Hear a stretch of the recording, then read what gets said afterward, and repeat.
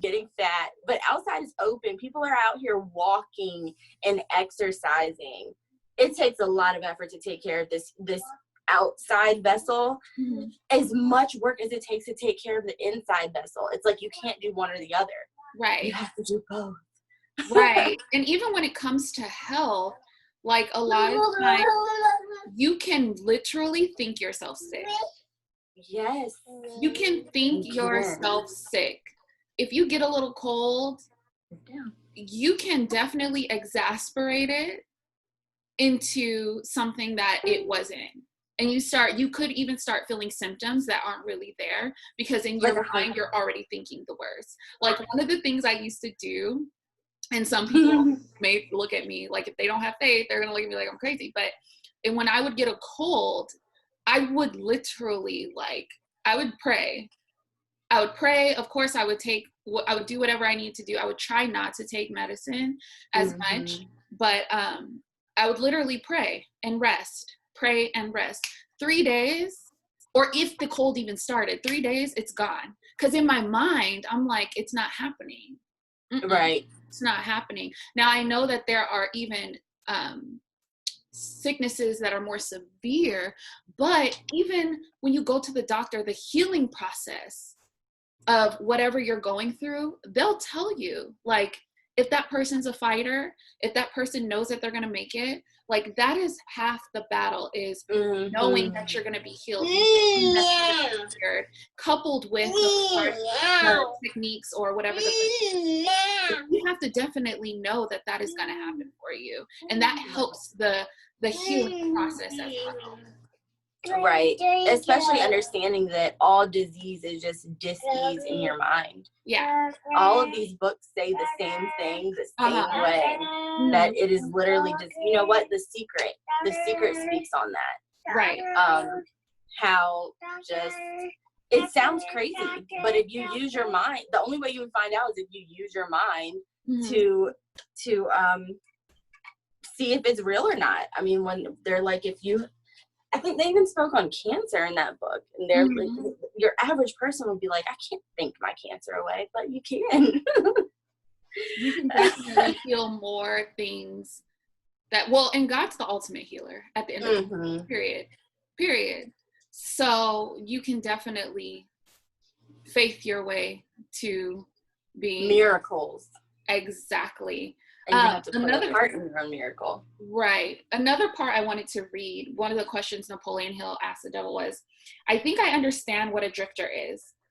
Tell me the exact habits of people by which you induce them to drift through life. Start by telling me when and how you first gain control of a person's mind. The devil answered, my control over the mind of a human being is obtained while the person is young. Sometimes I lay the foundation for my control of a mind before the owner of it is even born, by manipulating the minds of that person's parents. Sometimes I go further back than this and prepare people for my control through what you earthbound call physical heredity. You see, therefore, I have two approaches to the mind of a person. Generational curses is real, y'all. Right. Oh my gosh, like, yeah. Let's think of the poverty mindset, okay? Because that's one of the things that he speaks about. That is how he gains control over people, is fear of poverty, or keeping them in poverty, or keeping them in that mindset. If your family has been in a certain state and is passed down to generation and generation to generation, at what point is it going to be up to the next generation to say, I'm breaking that?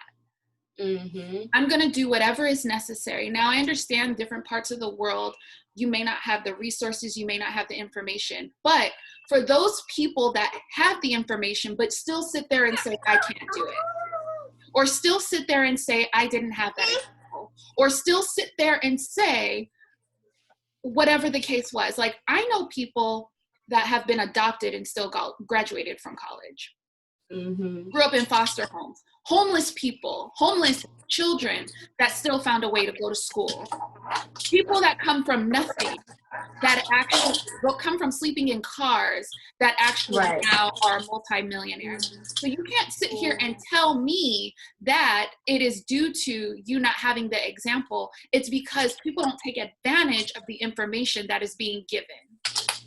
Right. It's like the story of the two brothers that their father was a drunk.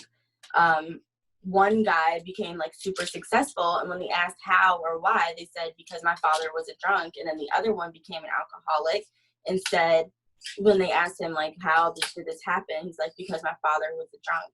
And it's like the same two people can have the same situation. One can body it and one can become bodied by it. Exactly. It's like, which hard are you going to choose? Are you going to choose the difficulty of climbing out of that situation, or are you going to choose the difficulty of struggling in that situation? Right, exactly.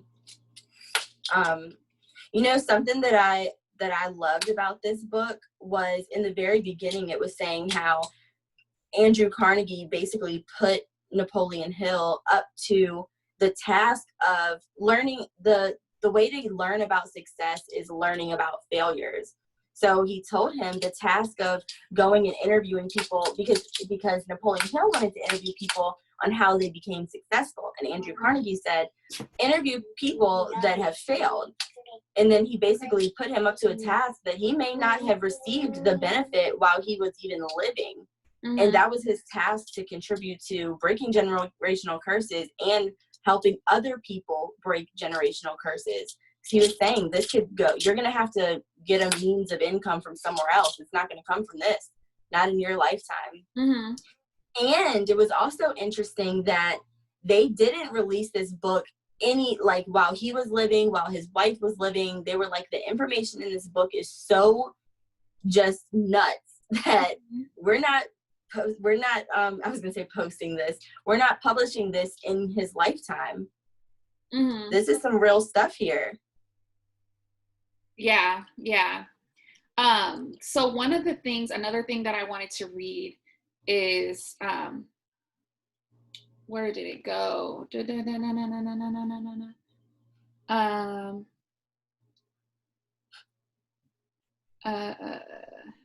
Which is the only other way of saying that I control the minds of men who's controlling the minds.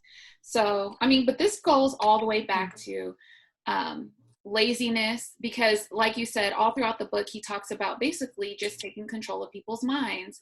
And when people are lazy, when people are indifferent, that equals procrastination, and that equals drifting. So like when we wake up in the morning, again, just thinking about how you start your day. When you wake up in the morning, what are you doing to make sure that you don't fall lazy? Especially during times like this, even if you weren't working, are you sitting around doing nothing? Or are you putting together something that's actually going to further your future? Because if you're not, then that's when that laziness creeps in. That's when that defeat creeps in. That's when that doubt creeps in. And those are all ways of the devil. It's all a mind game. It's all a mind game for sure. So even in this pandemic, it was like, what heart are you going to choose? Are you going to fall victim to what's going on around you? Or are you going to grab hold of what's inside of you? What lies inside of you is life. What lies inside of you is truth. What lies inside of you is hope. The fact that you even have breath is what knows that there is still hope. But if you continue to hold on to the things that are around you that fade time after time after time, you're continuously going to have this cycle of holding on to things that are shaky and unstable. Mm-hmm. Right, exactly. I like how it even Napoleon Hill asked the devil to describe a typical drifter, aka lazy, drifter, aka procrastinator. Mm-hmm. And this is a manual. It's like we're blessed with so many different manuals in life. The Bible is a manual, and all of these self-help motivational books, it lays it out for you. It's a whole list of what is a drifter. Lack of self-confidence, spending all you earn and more too, getting credit. In here it talks about the whole cycle of that too, like using money that you don't have. Mm-hmm.